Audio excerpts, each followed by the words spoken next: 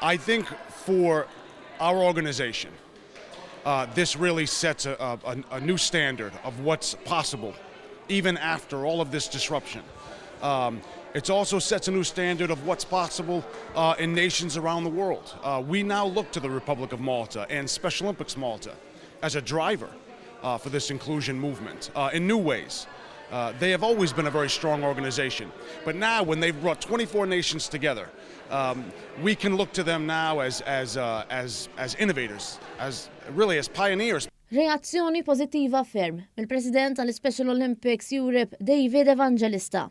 Ftit tal-ħin inqabel mal-esperjenza tal-kontiġent ta' atleti minn 24 pajjiż f'Malta waslet fit-tmiema. Bil-logħob tal-Special Olympics f'Malta pajjiżna ser jibqa' mfakkar bħala mudell ta' kif issir verament l-inklużjoni ta' persuni li għandhom kapaċitajiet differenti. Fil-fatt, Evangelista kellu kliem ta' tifħir għal mod kif saret l-organizzazzjoni ta' dawn il-logħob. Iżda fuq kollox, pajjiżna huwa pajonier li jagħti spazju lil kulħadd. In terms of the community, I think what's most important to recognize in these games is that people with intellectual disabilities can create magic.